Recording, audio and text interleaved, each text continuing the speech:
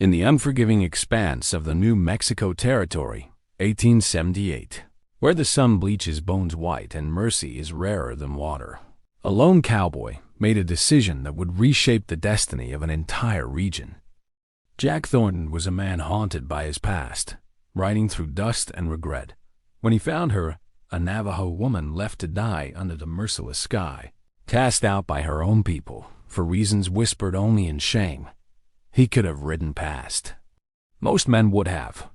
But in that moment of unexpected compassion, he pulled her onto his horse and gave her water from his canteen.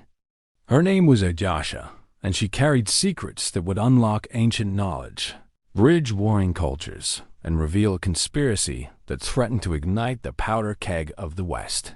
This is the story of how an outcast and a drifter became the unlikely architects of peace in a land drowning in blood, and how one woman's vision would save thousands of lives while rewriting the rules of survival in America's most brutal frontier. The desert stretched endlessly in every direction, a sea of rust-colored sand and brittle sage that trembled in waves of heat. Jack Thornton rode with his hat pulled low. His blue eyes squinted against the glare that turned the horizon into a shimmering mirage. His horse, a sturdy roan named Copper, picked its way carefully through the rocky terrain, its hooves crunching on the parched earth. Jack had been riding for 3 days straight, moving away from Colorado and the ghost that haunted him there, the ranch he'd lost, the brother who'd betrayed him, the woman who'd chosen security over love. He was heading nowhere in particular, which suited him fine. Nowhere couldn't disappoint you. It was late afternoon when he saw the buzzards circling. At first, he tried to ignore them, telling himself it was probably a dead coyote or a stray cow that had wandered too far from water. But something pulled at him, a nagging intuition he'd learned not to dismiss in his 32 years of hard living. He changed course, guiding Copper toward the rocky outcropping where the scavengers gathered like dark omens against the pale sky. What he found wasn't an animal. It was a woman, sprawled on her back among the stones, her dark hair spread around her head like a black halo. She wore traditional Navajo clothing, but it was torn and stained with blood and dirt. Her lips were cracked and bleeding, her face sunburned to the point of blistering. For a moment, Jack thought she was already dead, but then he saw the slight rise and fall of her chest. He dismounted quickly, shooing away the buzzards with curses and waving arms. Kneeling beside her, he lifted her head gently and brought his canteen to her lips. At first, the water just ran down her chin, but then her throat contracted and she swallowed. Her eyes fluttered open dark brown, almost black, filled with pain and something else. Defiance, maybe, or determination. She tried to speak, but only a rasping sound came out. Jack gave her more water, slowly, letting her body remember what it needed. As she drank, he noticed the marks on her wrist's rope burns, relatively fresh. She'd been bound, and the bruises on her face weren't just from the sun and the rocks. Someone had beaten her before leaving her here to die. "Easy now," Jack said softly, his voice rough from disuse. He hadn't spoken to another human in days. "You're safe. I've got you." Her eyes focused on him, studying his face with an intensity that made him uncomfortable. Then she did something unexpected. She smiled, just slightly, as if recognizing something in him that he didn't recognize in himself. When she finally spoke, her voice was barely a whisper, but her English was clear, touched with the melodic accent of her people. "The spirit said you would come." I did not believe them until now. Jack didn't know what to make of that. He'd never been much for spiritual talk, preferring the solid reality of dirt and sky and the weight of a gun in his hand. But he'd learned enough about the Navajo during his years in the territory to know better than to dismiss their beliefs outright.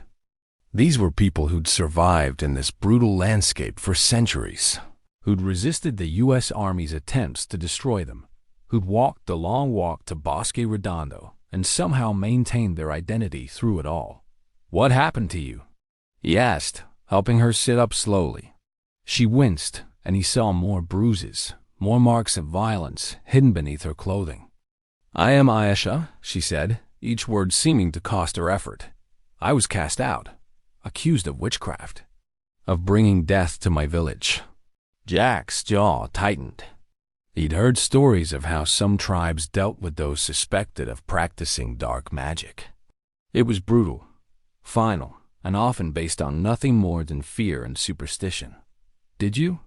She met his eyes directly. "I know things others do not. I see patterns where others see chaos. This frightens them." She paused, taking another small sip from the canteen he offered. "3 children died of fever. I could not save them. The elders said I caused it, that I was cursed. They beat me, bound me, and left me here for the sun and the scavengers. This is our way with witches." There was no bitterness in her voice, only a kind of resigned acceptance that made Jack's chest tighten with anger. He'd seen too much cruelty in his life, too much of people using tradition and fear as excuses for violence. "Well, their way ends here," he said firmly. "Can you ride?" She nodded, though he could see the effort it took for her to move. He helped her to her feet, and she swayed, gripping his arm for support. She was taller than he'd expected, almost matching his height, and despite her ordeal, there was a strength in her bearing that spoke of resilience. He lifted her onto Copper, then swung up behind her, his arm around her waist to keep her steady. "There's a trading post about 20 miles south," he said, "run by a man named Guthrie. He's got no love for the Army or the Bureau of Indian Affairs, which makes him all right in my book. We'll get you fed. Get those wounds tended to." As they rode, Ayesha leaned back against him, her body finally giving in to exhaustion. But before she slipped into unconsciousness, she murmured something that Jack almost didn't catch. "The water war is coming. I have seen it. Blood will flow like rivers unless ... double quotes. Unless what?" Jack asked, but she was already asleep, her breathing deep and steady.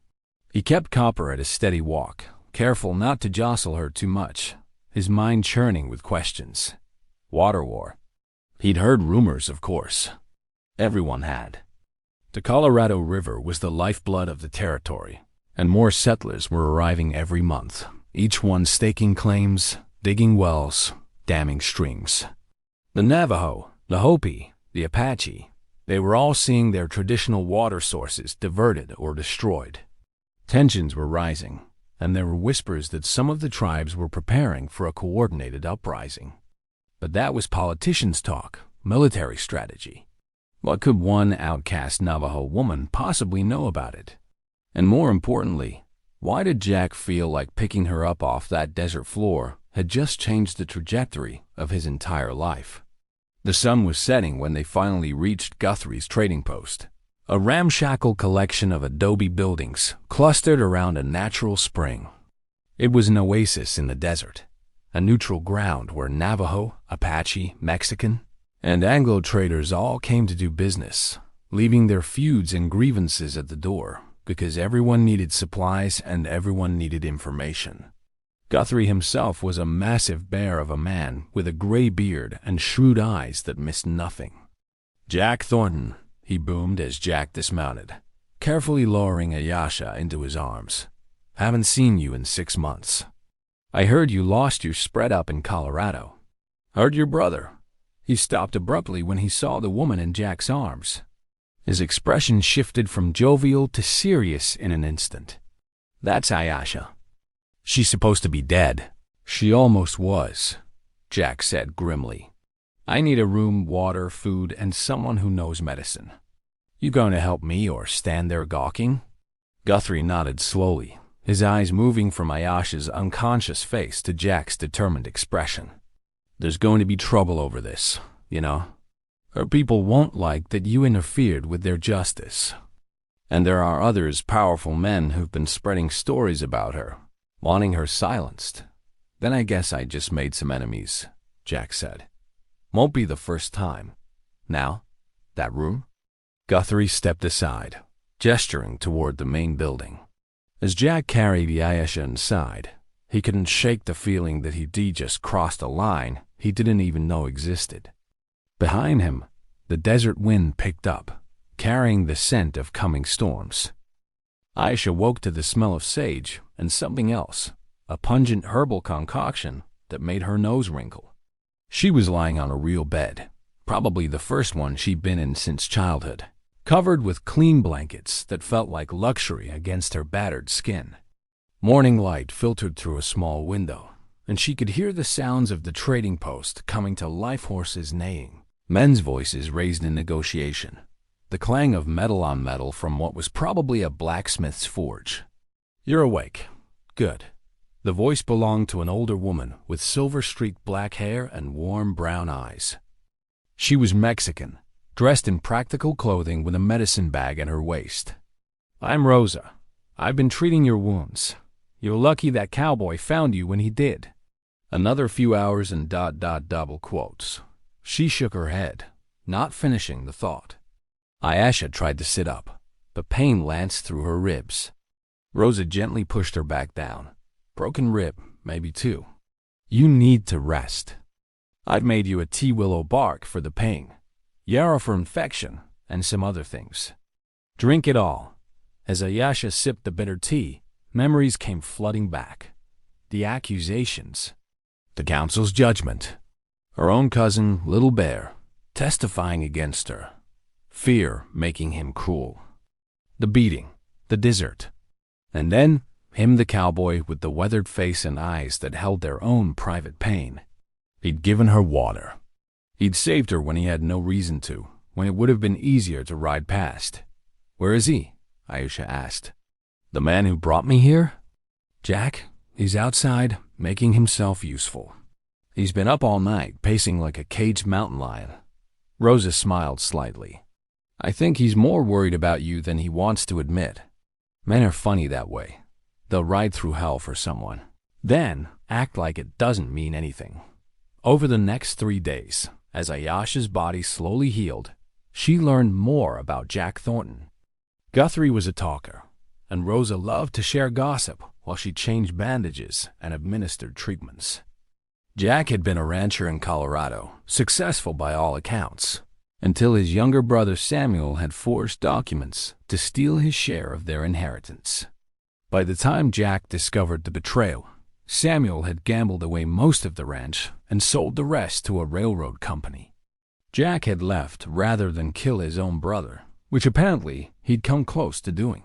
"He's a good man who's had bad luck," Rosa told Ayesha on the 3rd day.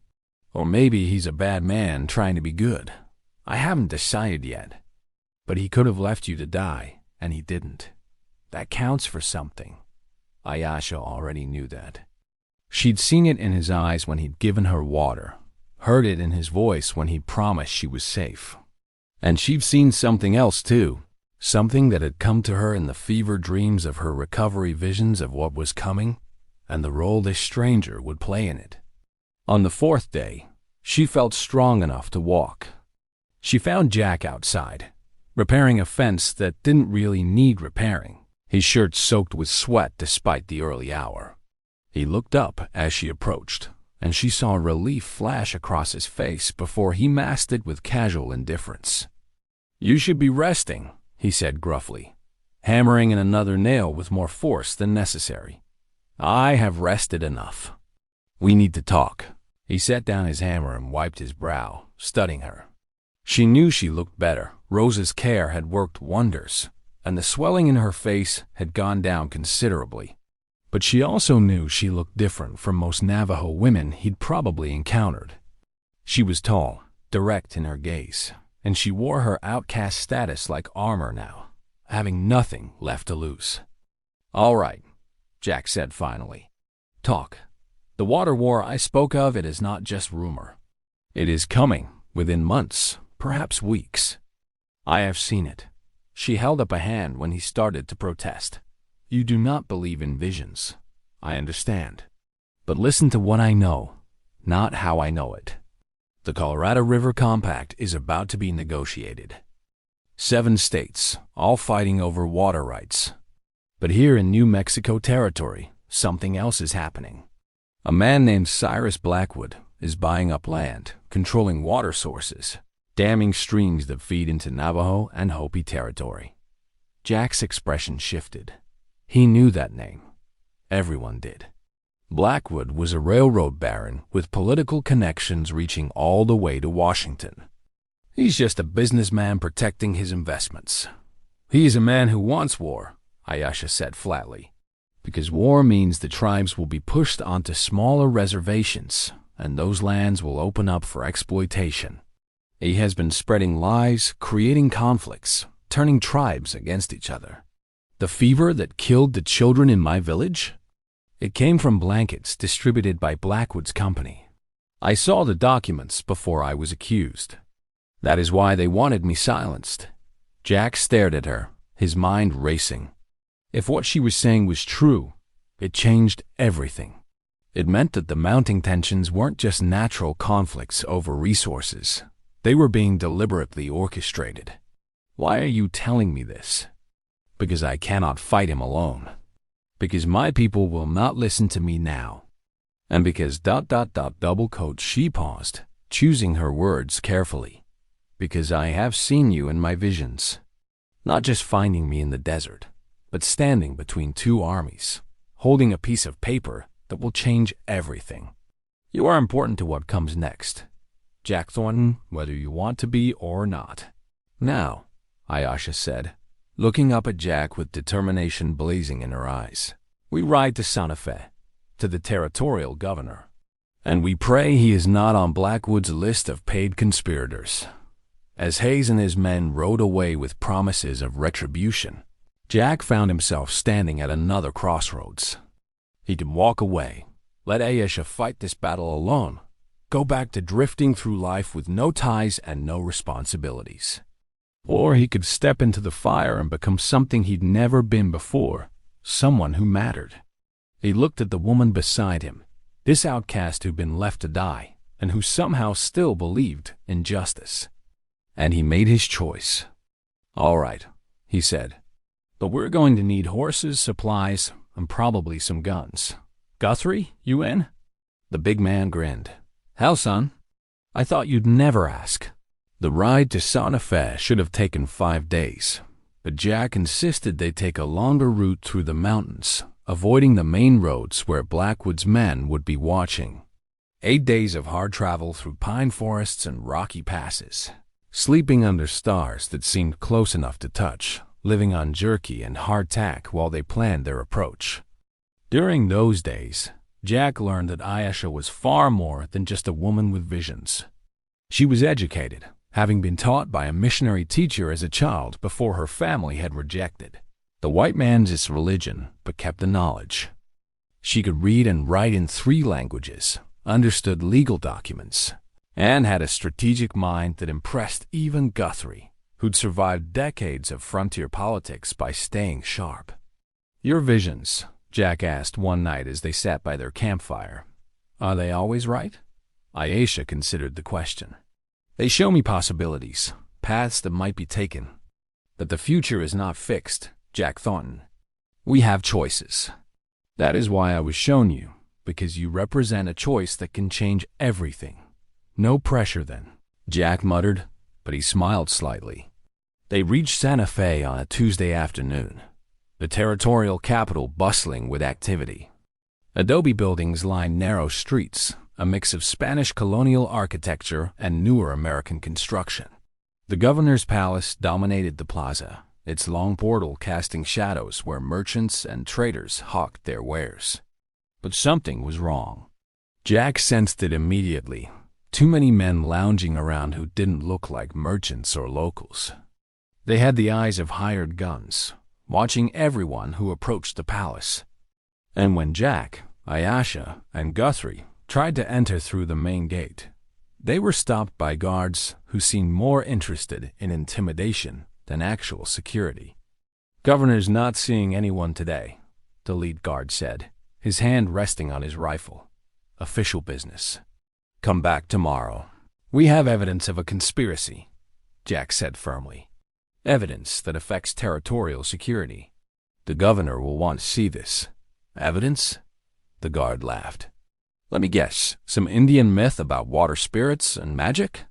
Governor's got real problems to deal with. Guthrie stepped forward, his bulk making the guards shift nervously. Listen here, you. It's all right, a voice called from behind them. They turned to see a well-dressed man in his 40s, with intelligent eyes and a politician's smile. I'm Jonathan Pierce, the governor's chief of staff. I couldn't help but overhear your conversation. Perhaps I can help? His gaze lingered on Ayesha. And you must be the woman everyone's looking for. Ayesha, correct? You know who I am? Ayesha asked carefully. I know that Cyrus Blackwood has put a $5,000 bounty on your head, claiming you're a dangerous criminal. I also know that Blackwood lies as easily as he breathes. Pierce gestured toward a side entrance. Please, come with me. Not through the front, too many eyes, but there's another way. Jack's instinct screamed warning, but Ayesha nodded. We trust you, she said, and Jack wondered if she'd seen something in one of her visions, or if she was simply making a calculated risk. Pierce led them through a maze of back corridors and service passages until they reached a private office. But instead of the governor, they found a woman waiting for them, tall, elegant, with auburn hair and green eyes that assessed them all with quick intelligence. She was dressed in riding clothes rather than the elaborate dresses most wealthy women wore, and she carried herself with the confidence of someone used to being in control.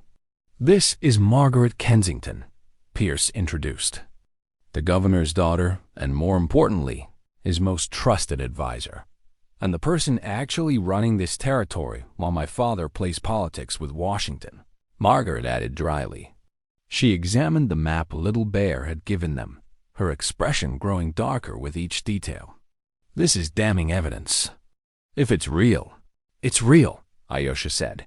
I've seen some of these locations myself. And there are names, including mine, Margaret said quietly. She pointed to a notation near the bottom of the map. Margaret Kensington, $50,000 to suppress water rights investigation. She looked up at their shocked faces, which I never received and never would accept.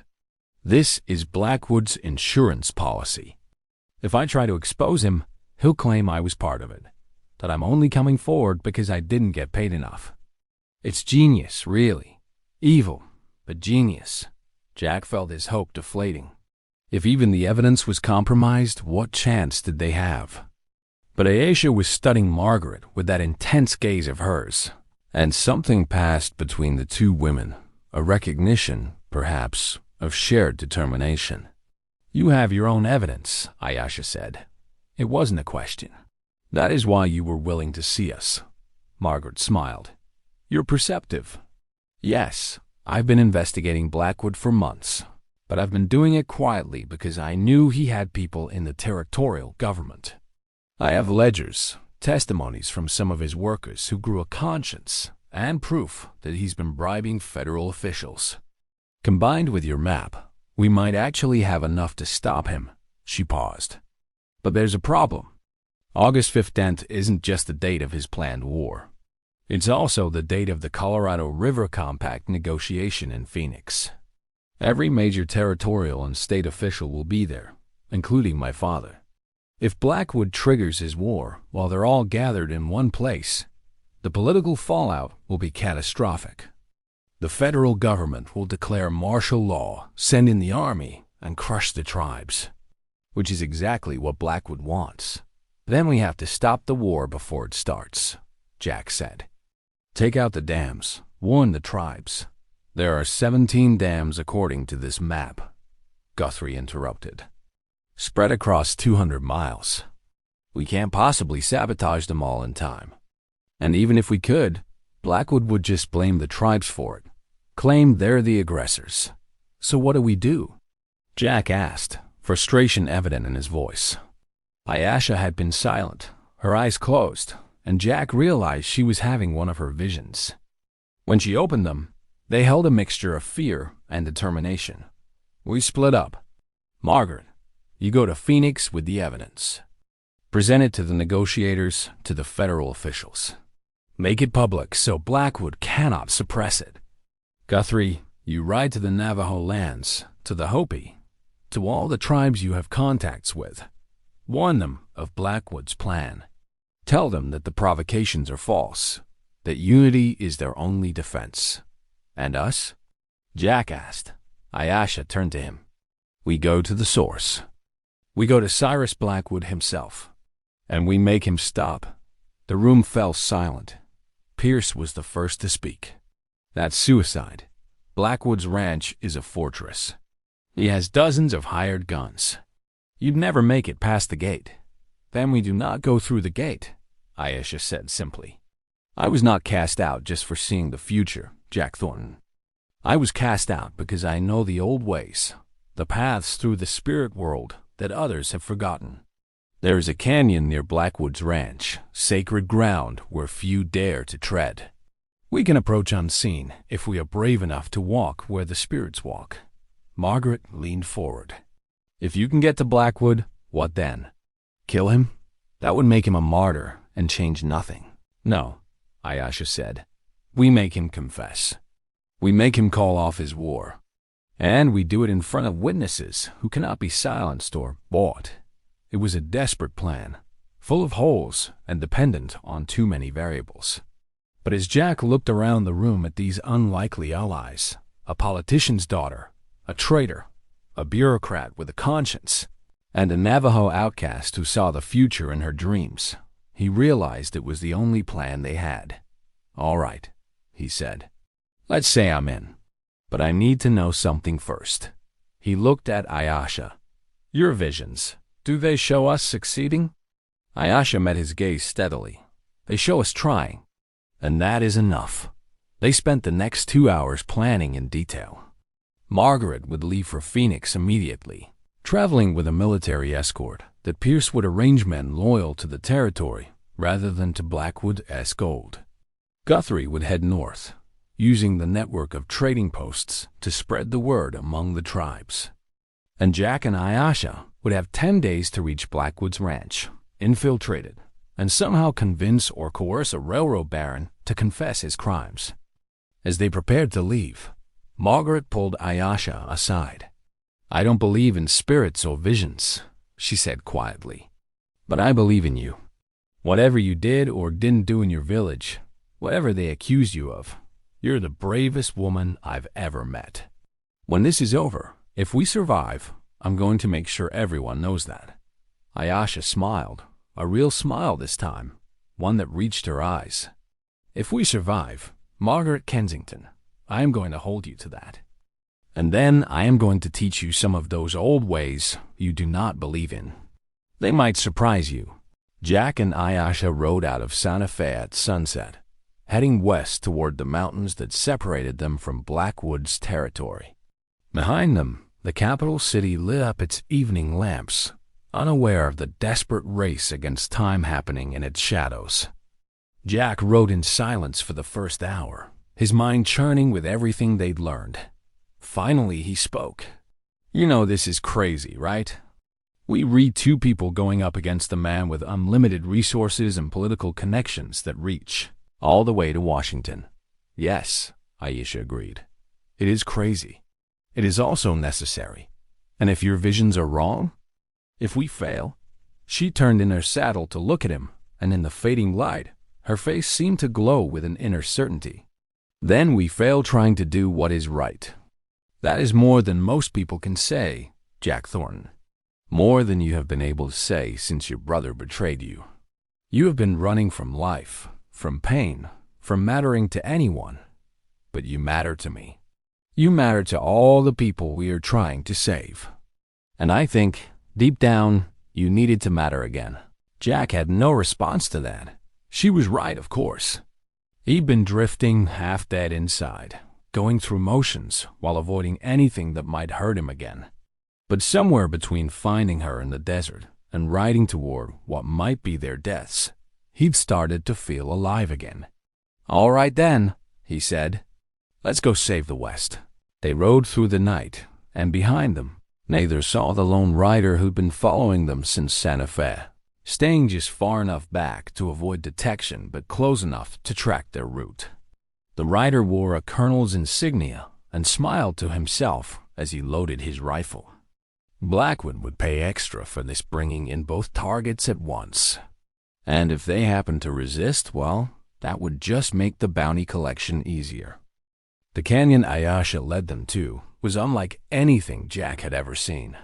Red rock walls rose hundreds of feet on either side, carved by ancient waters into shapes that seemed almost deliberate, spirals and curves and faces that appeared and disappeared, depending on the angle of the light. Petroglyphs covered the lower sections, thousands of them, telling stories and symbols Jack couldn't read, but that made Ayesha pause and whisper prayers under her breath. "This is Tessie Ben's sky," she said softly. "Monument Valley. But we call it the place where earth meets sky, where the spirits of our ancestors still walk. The Navajo avoid this place, except for sacred ceremonies, because the power here is strong, unpredictable. Blackwood chose to build his ranch on the far side, because he knew our people would not cross this canyon to confront him. He thinks our beliefs make us weak. And do they?" Jack asked, not challenging but genuinely curious. "Our beliefs make us careful," Ayesha corrected. "There is a difference. But sometimes careful is not enough. Sometimes you must be brave." They entered the canyon as the sun reached its zenith, heat radiating off the stone walls and waves that made the air shimmer. Jack's shirt was soaked through within minutes, and even Copper seemed reluctant to proceed, snoring nervously at shadows that might or might not have been there. Ayesha, by contrast, seemed energized by the place, her movements more fluid, her eyes brighter. "Do you feel it?" she asked. "The presence?" Jack wanted to say no, to dismiss it as just heat and exhaustion playing tricks on his mind. But he couldn't. There was something in this canyon, something that watched and waited and judged. He'd never been a religious man, had lost what little faith he'd had when his mother died of cholera when he was 12. But this place made him reconsider what he knew about the world and what might exist beyond the purely physical. They traveled deeper into the canyon for hours, following a path that seemed to exist only in Ayesha's memory. The walls closed in, then opened up into vast amphitheaters of stone. Strange acoustics made their voices echo and multiply until Jack couldn't tell if he was hearing his own words or someone else. Ayesha explained it was the voice of the canyon, used by her people's holy men to speak with the spirits. It was late afternoon when they heard the gunshot. The crack echoed off the canyon walls, making it impossible to determine the direction. But Jack's instincts kicked in immediately. He pulled Copper behind a massive boulder, yanking Ayesha down with him just as a second shot ricocheted off the stone inches from where they'd been standing. "Hayes," Jack growled, recognizing the methodical spacing of the shots. The colonel was a hunter, using ammunition sparingly, waiting for clean kills. "He must have followed us from Santa Fe." Ayesha closed her eyes for a moment, then pointed to a narrow cleft in the canyon wall. "There, a passage I used as a child. It's tight, but the horses can make it. It leads to higher ground where we can see him coming." They moved quickly, leading the horses through a gap so narrow Jack had to exhale to squeeze through. The passage climbed steeply, carved by water over millennia into a natural staircase. Behind them, they could hear Hayes calling out, his voice amplified by the canyon's acoustics. "There's nowhere to run, Thornton. You're just making this harder on yourself. Blackwood wants the woman alive, but you're optional. Give her up and ride out. I'll even give you a 5-minute head start." Jack didn't waste breath responding. He knew Hayes was trying to get them to reveal their position. They climbed higher, the passage opening onto a ledge that overlooked the canyon floor. From here, Jack could see their pursuer Hayes and 3 of his hired guns, spread out in a search pattern, rifles ready. "We're trapped," Jack said. "They know we're up here somewhere, and they've got us outnumbered." "Not trapped," Ayesha corrected. She was looking at the canyon walls with an expression Jack had learned to recognize. She was seeing something beyond the physical. "Protected. This place does not welcome violence. Watch." At first, Jack thought she'd lost her mind from stress and heat. But then the wind picked up, sudden and strong, funneling through the canyon with a howl that sounded almost alive. The temperature dropped 20 degrees in seconds. Dark clouds materialized overhead as if conjured from nothing, and the first drops of rain began to fall fast, heavy drops that within minutes became a deluge. Flash flood, Jack breathed, understanding instantly. In the desert, flash floods were deadly, filling canyons in minutes with walls of water that could sweep away anything in their path. We need to get to higher ground. Now, they scrambled upward, pulling the horses along a trail that seemed to appear beneath their feet just when they needed it. Below, Hayes and his men were realizing their danger too late. The water came not as a gradual rise, but as a roaring wall of brown liquid carrying debris, boulders, entire trees. Hayes managed to reach a ledge, as did one of his men. The other two simply vanished, swept away by the torrent, their screams cut short. Jack and Ayesha reached a plateau just as the flood peaked, watching the destruction below with horror and awe. The canyon that had been dust and rock moments before was now a raging river 30 feet deep. Hayes, stranded on his ledge 200 yards away, stared across at them with an expression of pure hatred. "This isn't over," he shouted, barely audible over the rushing water. "Blackwood owns this territory. You can't stop what's coming." "The canyon has judged you," Ayesha called back, her voice somehow carrying clearly despite the distance, "and found you wanting. If you survive, Colonel, tell Blackwood that the old gods are not dead. Tell him that the land remembers, and it has chosen its side." Whether Hayes heard or understood, they never knew. The flood continued for another hour before finally subsiding, leaving the canyon floor scoured clean but passable. By then, Hayes and his surviving companion were gone, forced to take a longer route out or risk being caught by another surge. Jack stared at Ayesha with new respect and not a little fear. Did you call that storm?" She smiled enigmatically. "I told you this place has power. Whether I called the storm or simply knew it was coming, does it matter? The result is the same. We are alive, and our enemies are scattered." They made camp on the plateau that night, unable to descend safely until morning. Jack built a small fire while Ayesha tended to the horses, both animals remarkably calm despite the day's terrors. As darkness fell and stars appeared overhead in impossible profusion, Jack found himself opening up in ways he hadn't in years. "My brother," he said without preamble. "Samuel. He was my best friend growing up. We did everything together, built the ranch from nothing after our father died, survived droughts and hard winters. I trusted him with my life. And then I found out he'd been stealing from me for 2 years, forging my signature, gambling away our profits. When I confronted him, you know what he said? He said I deserved it, that I'd always been the favorite, the golden child, and he was just taking what should have been his all along." Ayesha listened without interrupting, her face illuminated by firelight. "The worst part," Jack continued, "wasn't losing the ranch. It was realizing I'd been blind. The signs were all there, but I didn't want to see them because seeing them would mean admitting my brother wasn't who I thought he was. So I ran. I left everything behind rather than face the truth and deal with the consequences. And I've been running ever since. Until you found me," Ayesha said softly. "Until I found you," Jack agreed. "Or you found me. I'm still not sure which." He looked at her across the fire. "These visions of yours, can you see how this ends? Can you see if we win?" "I see many endings," Ayesha said. "In some, we fail and die. In others, we succeed, but lose what we love most." "Samuel's dead," Elizabeth said flatly, her gun never wavering from Ayesha. "Killed 6 months ago in a gambling dispute in Denver. Which means the ranch, what's left of it, reverts to you as next of kin. But there's a catch. Blackwood bought the debt Samuel accumulated, including the mortgage on the land.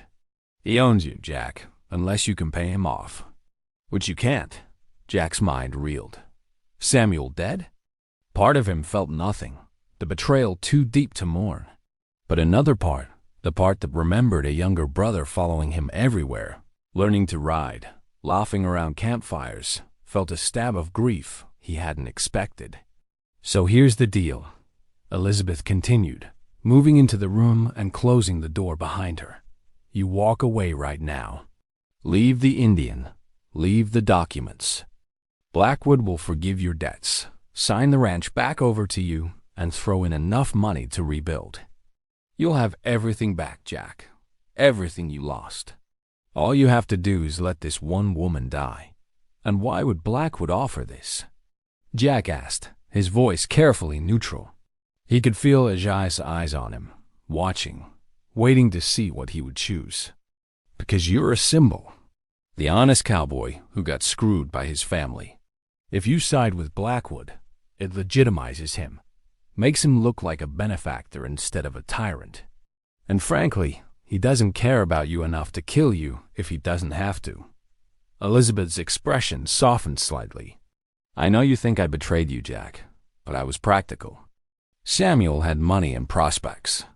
You had pride and a failing ranch. I chose survival. And I'm offering you the same choice now. Choose survival. Choose yourself. The room seemed to hold its breath. Outside, the party continued, oblivious to the drama unfolding upstairs. Ayesha still hadn't moved, her hands resting on the satchel full of evidence, her face serene despite the gun pointed at her heart. Jack thought about the ranch, the land he'd loved, the home he built with his own hands. He thought about the years of struggle it would take to reclaim any kind of life without it. He thought about how easy it would be to walk away, to let someone else fight this battle, to choose himself just this once. And then he thought about 3 children dying from diseased blankets, about Little Bear's terrified face when he testified against his cousin, about Margaret risking everything to fight corruption, about Guthrie riding through dangerous territory to warn the tribes, about all the people who would die if Blackwood's war went forward. He thought about Ayesha, left to die in the desert, who'd somehow found the strength to keep fighting even when her own people had abandoned her. And he thought about who he wanted to be when he looked in the mirror. No, Jack said quietly. Elizabeth blinked. What? I said no. Jack's voice grew stronger. I'm not leaving. I'm not choosing myself over thousands of innocent people. And you know what, Elizabeth? I'm grateful to you, because you choosing Samuel showed me exactly who you were before I made the mistake of marrying you. You're right. You're practical. You're also hollow. There's nothing inside you but calculation and self-interest. And I'd rather die poor and honest than live rich and empty. Elizabeth's face contorted with rage. You idiot! You throw away everything for some Indian witch and a cause you can't possibly win. Her finger tightened on the trigger. Fine. Then you can die with her. 2 things happened simultaneously. Ayesha moved, faster than Jack had ever seen anyone move, hurling the heavy satchel at Elizabeth's gun hand. The Derringer fired, the bullet going wide, shattering a window. And Jack lunged forward, wrestling Elizabeth for the weapon. They struggled for only seconds before Jack had the gun, but those seconds were enough for Elizabeth to scream. Doors burst open down the hall. Footsteps thundered toward them. Jack grabbed Ayesha's hand and ran. They made it to the end of the corridor before guards appeared, blocking the stairs. Jack fired the Derringer only 1 shot, left forcing them to duck for cover. He and Ayesha crashed through a door into what looked like a guest bedroom, then out onto a balcony. Below was a 15-foot drop to a courtyard, but there was no choice. They jumped.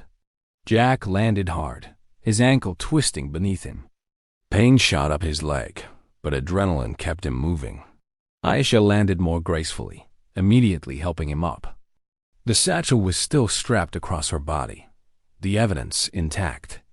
They ran through the courtyard, more guards emerging from every building, shouts and gunfire erupting around them. A bullet grazed Jack's shoulder, spinning him around. Another shattered the ground at Ayesha's feet. They weren't going to make it. There were too many guards, and Jack couldn't run fast enough with his injured ankle. They ducked behind a water trough, temporarily shielded, but completely trapped. "I am sorry," Ayesha said, and Jack realized she was crying, the first tears he'd seen from her. "I saw this possibility. I should have warned you better, prepared you more. Now we will both die and Blackwood wins." "Hey," Jack said, gripping her face gently, forcing her to look at him. "We're not dead yet.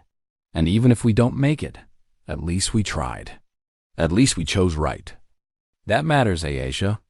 That matters more than surviving." She kissed him then, fierce and desperate, and Jack kissed her back, pouring everything he felt into that moment: gratitude, admiration, love that he hadn't even realized he felt until it was too late to say it any other way. Gunfire suddenly erupted from a new direction. Jack looked up to see riders pouring into the courtyard. Navajo warriors, at least 20 of them, led by someone Jack recognized. Little Bear, his face set with determination, firing a rifle at Blackwood's guards with deadly accuracy. "Cousin!" Little Bear shouted. "I brought help." The tribes heard Guthrie's warning. "They chose to believe you." More riders appeared: Apache, Hopi, even some settlers who joined the cause. Blackwood's guards, outnumbered and confused, began to retreat. In the chaos, Jack and Ayesha ran for the horses Little Bear had brought for them, mounting quickly despite Jack's protesting ankle. But they weren't leaving yet. Jack wheeled his horse toward the main house, where he could see a figure silhouetted in a third-floor window, a heavy-set man with iron gray hair, watching the destruction of his careful plans with impotent fury. "Blackwood!" Jack shouted. "It's over. The evidence is public. The tribes are united. Your war is finished before it started." The figure in the window didn't respond, just stared down at Jack with an expression of such pure malevolence that Jack felt his blood chill. Then Blackwood turned away from the window, vanishing into the depths of his fortress. "We need to go," Ayesha urged. "Now, while we can." They rode hard, the combined force of tribal warriors and settlers covering their retreat. Behind them, Blackwood's ranch burned. Little Bear had set fires before they'd left, destroying the evidence that couldn't be carried, making sure Blackwood couldn't simply hide the truth. By dawn, they put 20 miles between themselves and the ranch, finally stopping at a spring to rest the horses and tend wounds. "How did you know to come?" Jack asked Little Bear as Rosa, who'd somehow joined the rescue party, cleaned the bullet graze on his shoulder. "Guthrie," Little Bear explained. "He rode into our village 3 days ago with Ayesha's warning. The elders did not want to believe him, but I convinced them. I told them that Ayesha saw things others could not, and that I had betrayed her once but would not do so again. Some listened, others did not. But enough listened to make a difference." Ayesha embraced her cousin, forgiving him wordlessly. Jack watched them, feeling something loosen in his chest, the bitterness he'd carried about Samuel, about betrayal, about trust. Little Bear had chosen wrong once and then fought to make it right. Maybe that was all anyone could do. A rider approached one of the scouts they'd posted. Company coming from the east. Military column, maybe 50 soldiers, and someone's with them. A woman. It was Margaret, riding with a U.S. Marshal and a full company of cavalry. She was dusty and exhausted but triumphant. "We did it," she called as soon as she was in earshot. "The evidence, both yours and mine, was presented to the territorial officials in Phoenix. Federal warrants have been issued for Blackwood's arrest, along with 2 senators, a territorial judge, and 15 bureau officials. The Colorado River Compact negotiations have been put on hold until the corruption is rooted out." "What about Blackwood?" Jack asked. "Did they get him?" Margaret's expression darkened. "He escaped. Fled the ranch before the marshal could arrive. but he's finished politically. His assets are being seized, his properties confiscated. He's a fugitive now, with nowhere to hide.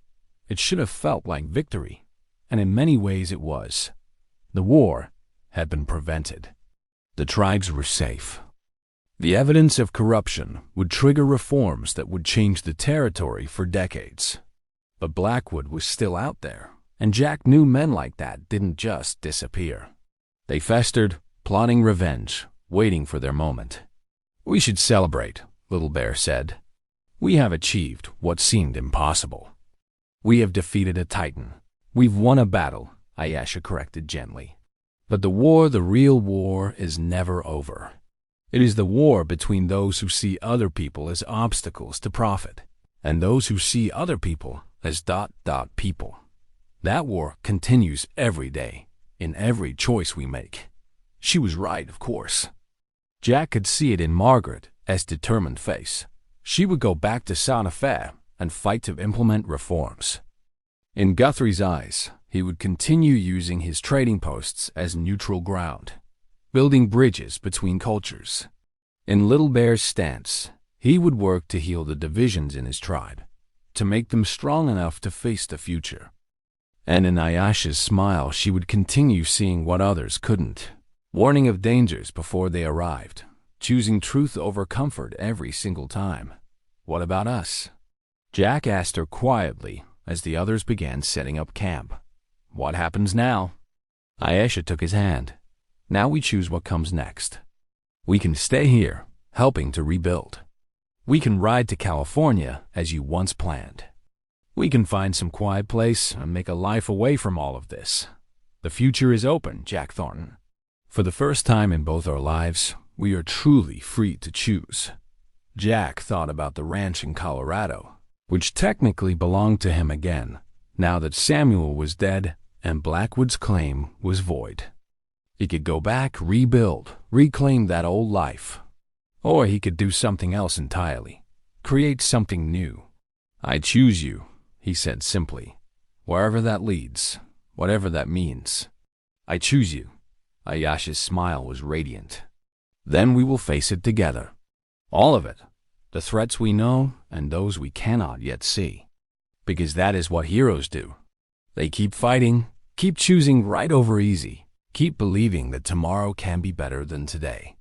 As the sun set over the New Mexico territory, painting the sky in shades of amber and rose, Jack Thornton and Ayesha stood together, two outcasts who'd found purpose in each other, looking toward a horizon full of possibility and danger in equal measure.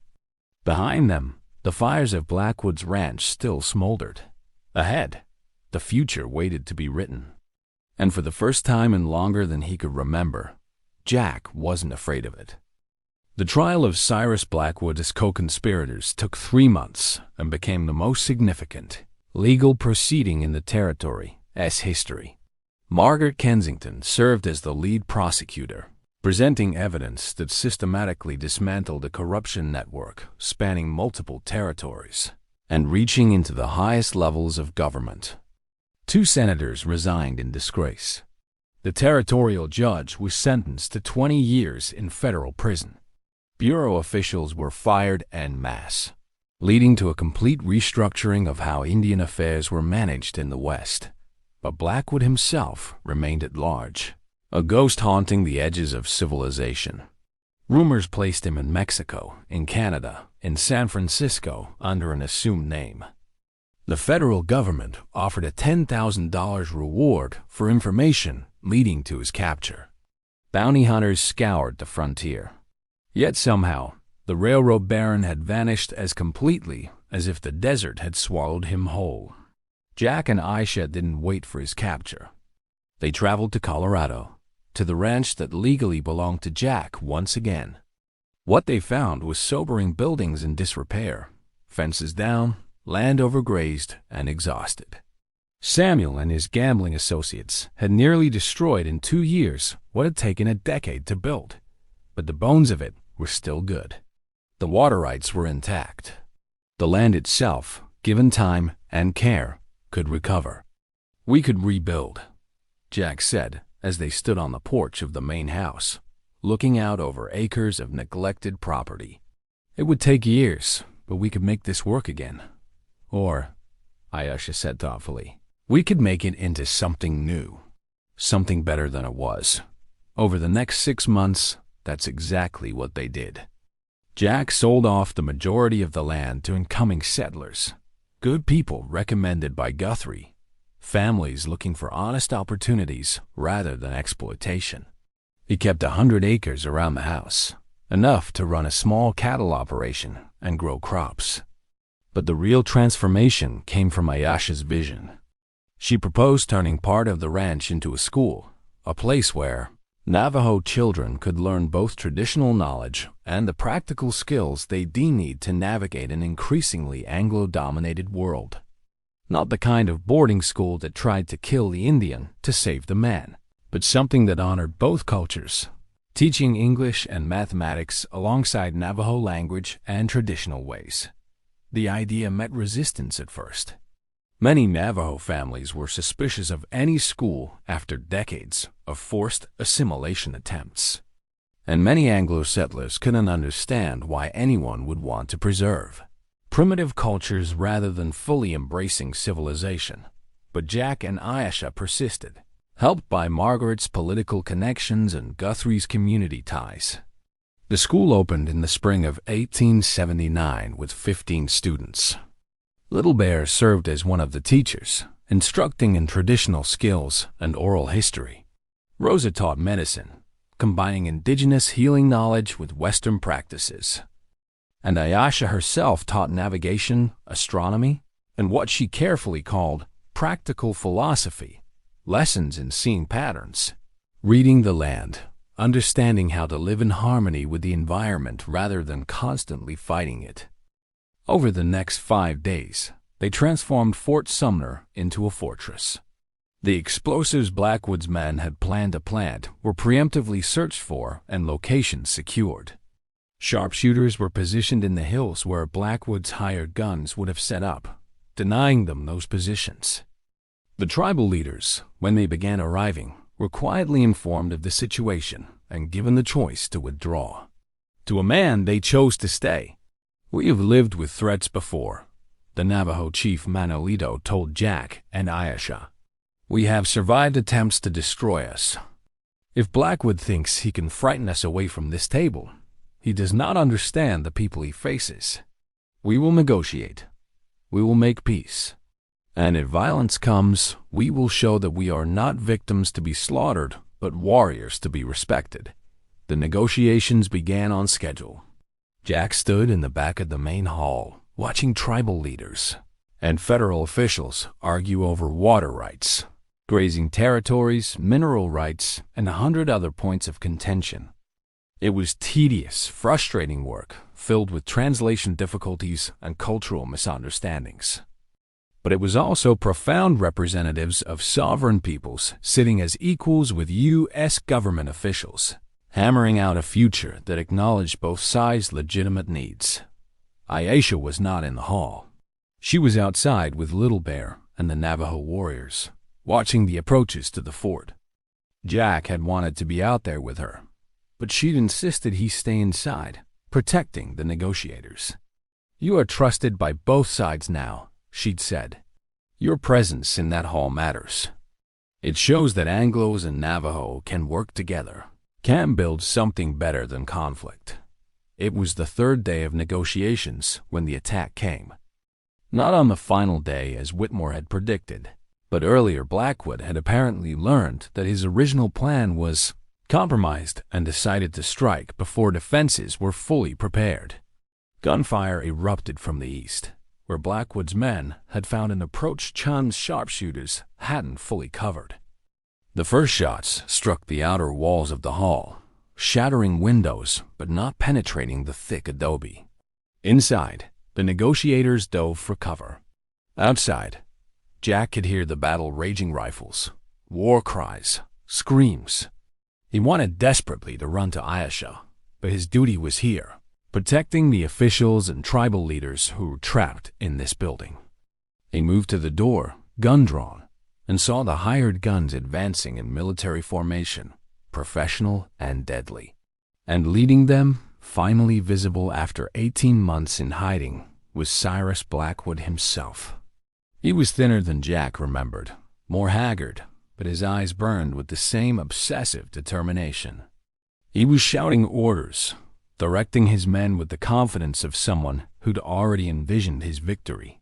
"Ayesha was right," Jack muttered. "This always was going to come down to you and us." He stepped out into the courtyard, firing his rifle at the advancing men. Behind him, Captain Chun and his soldiers emerged as well, forming a defensive line.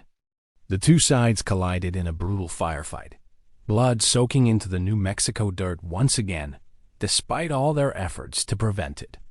Jack saw Ayesha then, fighting alongside her people, her movements fluid and graceful, even in the chaos of battle.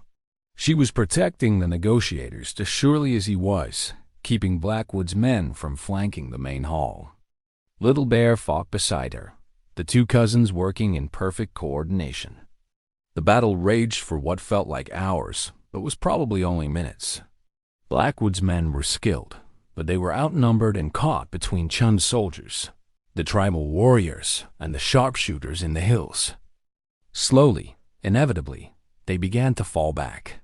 Jack saw Blackwood realize his plan was failing, saw the calculation in the railroad baron's eyes as he weighed his options. And then Blackwood did something unexpected. Instead of retreating, he ran forward, toward the main hall, a pistol in each hand. He was making a suicide charge, trying to take as many tribal leaders with him as he could. If he couldn't start his war through a coordinated attack, he'd settle for an assassination that would achieve the same result. Jack intercepted him, tackling Blackwood before he reached the door. They went down together, rolling in the dirt, fighting for the pistols. Blackwood was stronger than his age suggested, driven by rage and desperation. He managed to get one gun free, pressing it against Jack's ribs. "You should have taken my offer," Blackwood snarled. "You could have had everything. Instead, you chose to die for people who will forget you the moment you're gone." "Better forgotten and decent," Jack gasped, then remembered and monstrous. The gun fired. Jack felt the impact, felt his body go numb, but somehow the pain didn't come. He looked down and saw Blackwood's eyes widen in shock. The gun was pointed at the wrong angle. In their struggle, it had turned inward. Blackwood slumped backward, blood spreading across his expensive shirt, the pistol falling from his hand. "No," Blackwood whispered, staring at the sky. "No, this isn't. I was supposed to win. I always win. I built railroads. I connected a nation. I made this territory what it is. I was building civilization ... You were building an empire on other people's suffering," Ayesha said, appearing beside them. She looked down at the dying man with something like pity. "And empires always fall, Mr. Blackwood. Always."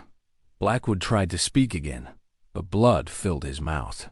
His eyes fixed on Ayesha with a final flash of hatred, and then the light went out of them. The railroad baron, the puppet master who'd nearly ignited a regional war, died in the dirt of a frontier fort, his grand schemes reduced to nothing. The gunfire was ending now. Blackwood's hired guns, seeing their leader dead, were surrendering or fleeing. The tribal warriors and federal soldiers were standing down, tending to their wounded. Jack tried to stand, but his legs wouldn't support him. Ayesha caught him, lowering him gently to the ground. "You are wounded," she said, her hands already searching for injuries. "I don't think so," Jack said, confused. "I felt the shot, but ... He looked down and saw the bullet hole in his shirt, but beneath it, his skin was unbroken. The bullet had passed through fabric and air, but somehow missed flesh entirely. "How ... Ayesha smiled, and in that moment, she looked ancient and young at the same time, fully human and something more. "I told you this place has power, and I told you that you were important to what comes next. The spirits are not finished with you yet, Jack Thornton. You still have work to do. The cleanup took days. Blackwood's surviving men were arrested and tried. Federal investigators pored over the railroad barons' papers, uncovering even more corruption, more conspiracies. The reforms that followed would reshape the territory's government for generations. But the most important outcome happened in that main hall at Fort Sumner. The negotiations continued. Shaken but determined, the tribal leaders and federal officials returned to the table. And this time, having faced death together, having seen both sides fight to protect each other, they approached the work with new respect and urgency.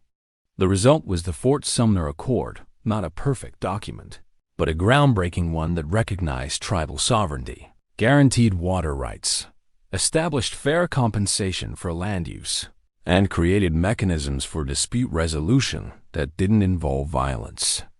Margaret Kensington was credited as the primary architect, though she insisted the credit belonged to the tribal leaders who'd been brave enough to trust the process. The accord became a model for other treaties across the West, proof that negotiation could work if both sides approached it honestly. A year later, Jack and Aisha stood on the porch of their ranch house, watching the sun set over land that was finally at peace. The school had grown to 60 students, with 3 full-time teachers and visiting instructors from as far away as California. The ranch itself was thriving, not rich but sustainable, providing employment for both Navajo and Anglo families. It had become exactly what Aisha had envisioned, a bridge between worlds, a place where different peoples could learn from each other rather than just fighting over resources. "Do you have any regrets?" Jack asked, his arm around Aisha's waist. "About how everything turned out? About the life you could have had if you'd stayed with your people?" "I did stay with my people," Aisha said. "All people are my people, Jack. Navajo, Apache, Anglo, Mexican, we are all trying to survive, to build lives, to leave something good behind. That is why I learned in the desert when you gave me water, that the divisions we create are illusions. The only real division is between those who build and those who destroy." In the distance, they could see Little Bear working with a group of students, teaching them traditional tracking methods. Rosa was in her medicine garden, harvesting herbs while explaining their properties to a class of young healers. Guthrie had arrived that morning with supplies and news from the territory. Things were changing, slowly but genuinely, the seeds they'd planted taking root. "I have visions sometimes," Aisha said quietly, "of what comes next, not just for us, but for this land. I see hard times ahead, droughts, conflicts over resources that will make Blackwood's schemes look small. I see the tribes struggling to maintain their identity in a world that wants to erase them. I see mistakes and tragedies and losses." Jack felt his chest tighten. "Should we be doing something? Preparing somehow?" "We are doing something. We are teaching. We are building bridges. We are showing that another way is possible." She turned to look at him, her eyes bright with certainty. "The future is not written in stone, remember? Every person we teach, every child who grows up seeing cooperation instead of conflict, every small choice toward understanding instead of hatred, these things ripple forward in ways we cannot predict. We cannot save everyone, Jack. We cannot prevent all the pain that is coming, but we can light candles against the darkness. And if enough of us do that, perhaps the darkness does not win." "You really believe that?" Jack asked. "After everything you've seen, everything we've been through?" "I believe it because of everything we have been through," Aisha said firmly. "We should have failed a dozen times. I should have died in that desert. You should have ridden past me. We should have died at Blackwood's Ranch, at Fort Sumner, and 100 other moments. But we did not. We survived because we chose each other, chose hope, chose to believe that tomorrow could be better. And that choice, that simple, difficult, brave choice, that is the most powerful force in the world." A student rang the dinner bell, and children began streaming toward the main house from all directions. Navajo, Anglo, Apache, Mexican, all mingling together as if it were the most natural thing in the world, which Jack supposed it was. The divisions were taught. What children did naturally, given the chance, was play together, learn together, become friends. "I never thanked you," Jack said suddenly, "for that day in the desert, for trusting me when you had no reason to, for seeing something in me I didn't see in myself. You saved my life," Ayesha said simply. "I saw your soul in that moment, Jack Thornton. I saw a man who had been hurt but not broken, who had run from pain but not from himself. I saw someone who needed a reason to fight, a cause worth dying for. And I gave you one. You gave me more than that," Jack said. "You gave me a future, a purpose, a home." "No," Ayesha corrected gently. "We gave those things to each other. That is how it works. That is how it has always worked. We save each other, one small choice at a time, one act of courage or kindness or hope. And eventually, those small choices add up to something larger than ourselves." They walked together toward the dining hall, where their extended family, biological and chosen, was gathering for the evening meal. Behind them, the desert stretched to the horizon, harsh and beautiful and eternal. Somewhere out there, new conflicts were brewing, new Blackwoods were scheming, new challenges awaited. But for this moment, on this piece of land that had been transformed from a symbol of loss into a beacon of possibility, there was peace. Jack Thornton had ridden into the desert a year and a half ago, running from his past, avoiding his future, half dead inside. He'd found a dying woman and made a choice that changed everything. That choice had cost him nearly everything: his safety, his comfort, almost his life. But it had given him something infinitely more valuable, a reason to live that was bigger than himself. Ayesha had been cast out by her people, left to die for seeing truths they couldn't accept. She'd survived against impossible odds and used her gifts not for revenge but for salvation. She'd taken her suffering and transformed it into wisdom, her rejection into compassion. She'd become not what her accusers feared, but what her people needed: a bridge to the future, a keeper of old knowledge who understood that tradition and change were not enemies, but partners in survival. Together, they had stopped a war, exposed corruption, helped forge a peace that would reshape the territory. But more than that, they had created something that would outlast them, a place where the old and new could coexist, where different peoples could learn to see each other as human beings, rather than threats or obstacles. They had planted seeds that would grow for generations, long after their own stories were forgotten. As they sat down to dinner, surrounded by laughter and conversation in 3 different languages, Jack looked at Ayesha and saw her smile. She was having one of her visions. He could tell her eyes had that distant quality, seeing something beyond the moment. He no longer feared those visions. He'd learned to trust them, and more importantly, to trust her. "What do you see?" he asked quietly. She returned her focus to him, her smile widening. "I see us. 5 years from now, 10 years, 20. I see gray in your beard and laugh lines around my eyes. I see children, not ours, but those we teach going out into the world and making it better. I see this place becoming what I always knew it could be. And I see us together, still fighting when we must, still building when we can, still choosing each other every single day." "That sounds like a good future," Jack said. "It is a hard future," Ayesha corrected, "full of challenges and losses and disappointments. But it is also a worthy one.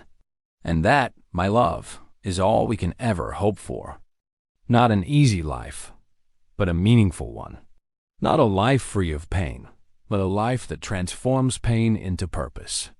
They raised their glasses water, clear and cold, drawn from the well Jack had dug with his own hands and toasted with the others. To survival, to courage, to the long, difficult, essential work of building a better world, one choice at a time. Outside, the stars began to emerge, the same stars that had witnessed everything: the betrayals and redemptions, the deaths and births, the wars prevented and the peace hard won. The desert wind whispered through the canyon, carrying the voices of ancestors and the dreams of descendants not yet born. And in that moment, in that place, the past and future met in a present that was messy and imperfect and absolutely alive with possibility. Jack Thornton and Ayasha had saved each other, and in doing so, they had helped save the West from itself. Not completely, not perfectly, but enough. And in the arithmetic of heroism, enough is everything. The story of the cowboy who saved a Navajo outcast became legend over time, told around campfires and in trading posts, embellished and simplified until it bore little resemblance to the truth. But the truth lived on in the school they founded, in the families they brought together, in the model of cooperation they demonstrated. It lived on in the Fort Sumner Accord and the reforms that followed. It lived on in every person who chose to see another human being rather than an enemy, who chose compassion over convenience, who chose to light a candle rather than curse the darkness. And sometimes, late at night when the ranch was quiet and the stars blazed overhead, Jack would think about that day in the desert when he'd found a dying woman and given her water. Such a small thing, such an easy thing to not do. He could have ridden past. Probably should have, by any practical calculation. But he hadn't. He'd stopped. He'd helped. He'd chosen compassion. And that choice had changed the fate of the West. Not because Jack Thornton was special or destined or uniquely heroic, but because every choice matters, every act of kindness ripples forward, every moment of courage counts. We save each other. We build together. We choose hope even when hope seems foolish. That is the secret Ayasha had known all along, the truth her visions had shown her, the wisdom that had survived exile and suffering and the long walk through the desert. We are not alone. We are not powerless. We are not victims of fate. We are builders of the future, one choice at a time, one act of courage at a time, one moment of love at a time. And in the end, that is the only story that matters. Not the battles won or the villains defeated or the treaties signed, but the simple, radical, world-changing decision to stop for a stranger, to give water to someone dying of thirst, to choose mercy when cruelty would be easier. Everything else follows from that. Everything.